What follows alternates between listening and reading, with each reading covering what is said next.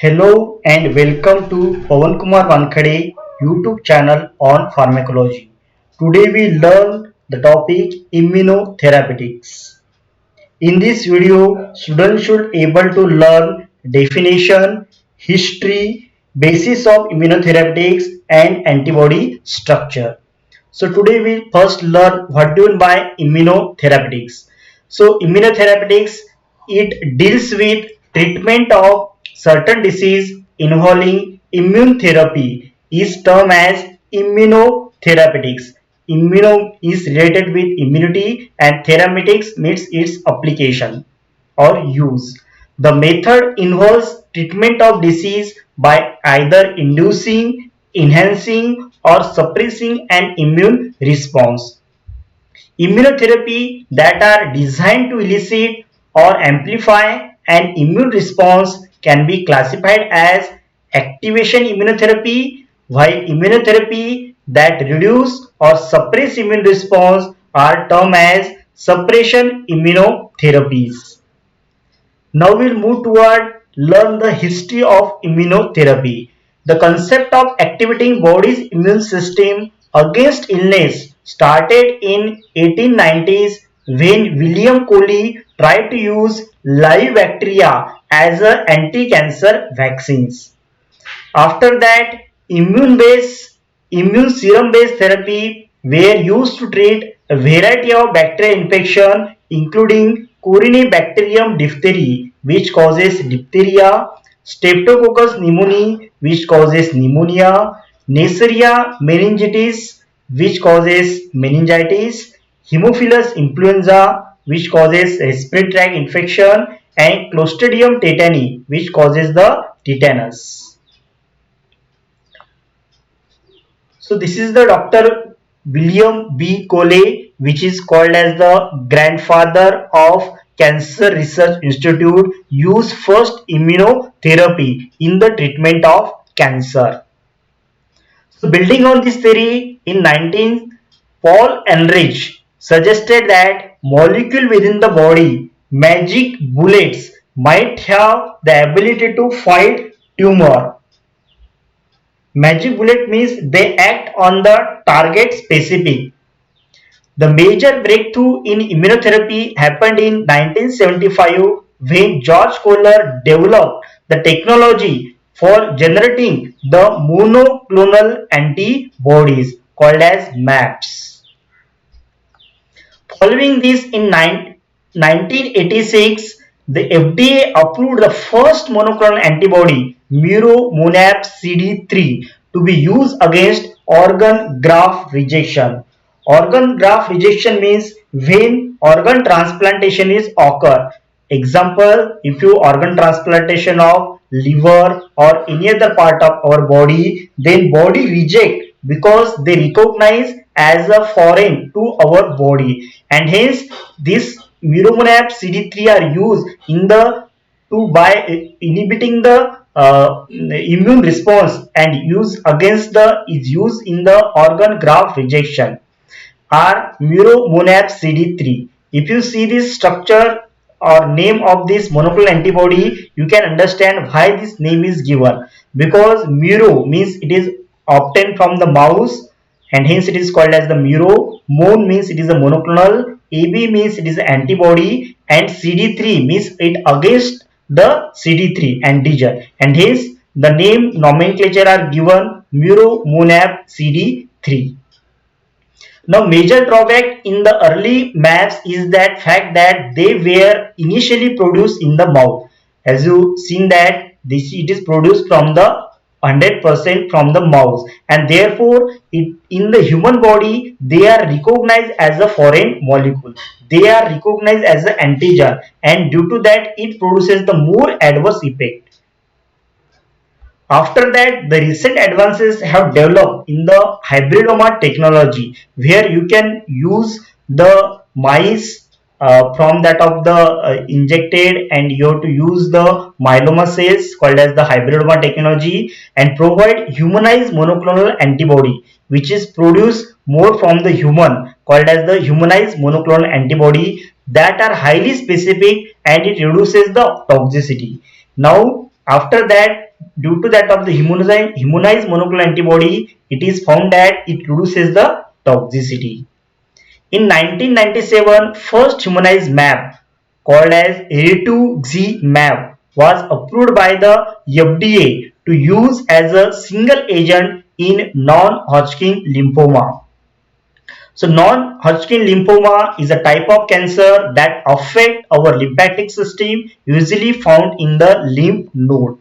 Now, if you see the name of this, again rituximab, mAb means it is a monoclonal antibodies, XI means it is obtained from the chimeric, which contain the 33% of mouse, and it has the target specifics, means it inhibit the tumor, and hence the name is given the TU. So it is the rituximab. If there is a naming in that of the TU, it against the tumor.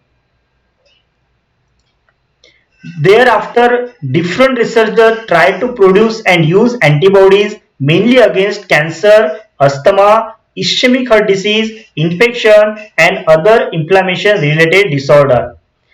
Before looking at this therapeutic value, it is important to understand the basis of their use in clinical practice. Now we learn the basis of immunotherapeutics. Most animal inducing, including humans, have a functional immune system to protect against invading microorganisms and graft, and this is achieved by immunoglobulin or antibodies. The true physiological function of antibodies is producing humoral immunity. Humoral immunity means it is produced by the beta cells and through that of the plasma cells. However, they are manipulating their specific binding abilities. One can use as antibody against the disease process. Conventional drug therapy target the invading microorganism, tumor cell or other inflammatory mediator by disabling or inactivating this disease causative agent. So simply drug therapy target the invading organism, tumor cells or other inflammatory mediator by disease causative agent. Thereby body's immune system effectively and easily destroy them. On the other hand, immunotherapeutic aim to activate the body's own defense mechanism by triggering or mimicking the immune response. So immunotherapies are activated our body's own defense mechanism by triggering or mimicking the immune response. Natural antibodies in human as well as other animals protect their host by different mechanism. As you know that the antibodies have function to protect from the antigen. There will be either bind to or neutralize protein toxin. So what is function of antibodies? They are neutralize the protein toxin, block the attachment of virus to the cell, activate complement. Due to activate complement, it destroys that of the particular tumor cell, or by activated the natural killer cells which causes the phagocytosis. Now we see the basic structure of typical immunoglobulin. So immunoglobulin has two heavy chain and the two light chain. This is called as the heavy chain. So this is called as the two heavy chain and this is called as the light chain. Now these all are linked together by the disulfide bond.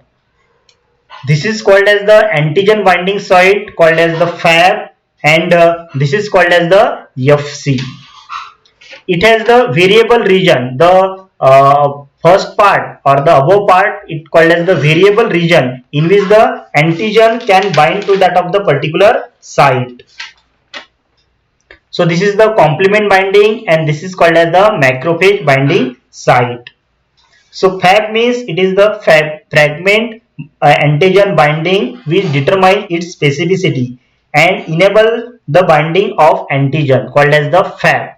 And FC means it is the fragment crystallizable region which has the biological activity which bind to the specific receptor and it gives the actions. So it is called as the S2L2 means it is the two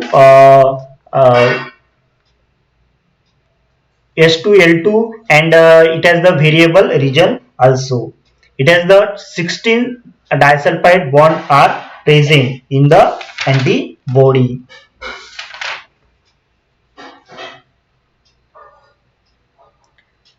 Now you can see that this is called as the heavy chain and this is called as the light chain, and this is above term it is called as the hypervariable region, and these are linked together by the disulfide bond. This is the Fab region and this is called as the Fc region. So antibody consists of 4 polypeptide chain, 2 long heavy chain and 2 short light chain organized as a globular domain. These chain are not only linked between each other by sulfide bond, it linked together by the disulfide bond.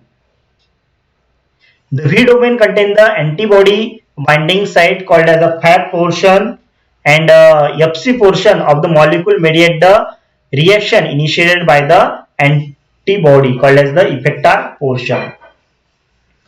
So the antibodies are important role in recognition of foreign antigen. Antigen and antibody reaction, you can cause it causes the neutralization. So antibodies has important role in recognition of foreign antigen such as toxin, bacteria and viruses, and activated an immune response to them. They are key contributor to the adaptive immune response. Therefore, it is possible to use antibodies in many immunotherapeutic approaches. So with the emergence of hybridoma, monoclonal antibody technology, recombinant DNA technology and other molecular cloning method, it is now possible to raise antibody against the specific antigen called as the monoclonal antibody. Mono means it is single, clonal means it is the cloning or copies of that particular antibodies, and called as the monoclonal antibody. So monoclonal antibody are specific for particular antigen and hence it is called as the monoclonal antibody. So it is possible now to raise antibody against the specific antigen and hence the term it is called as the monoclonal antibodies. So as they extremely specific, any artificially produced antibodies have potential to specifically target bacteria, virus or other group of cell with minimal unwanted side effect.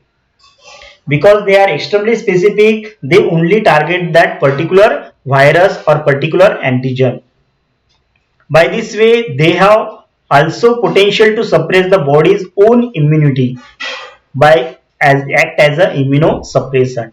In theory, antibody-based therapy could be developed against any protein or substances. Now we can see that how monoclonal antibodies are work. So this is the antibodies and this is the antigen. Now this monoclonal antibody bind to that particular antigen which are active, and once they attach they make it harmless, and this is the working pattern of your monoclonal antibodies. Thank you. Hope all understand these basics regarding immunotherapeutics. Thank you.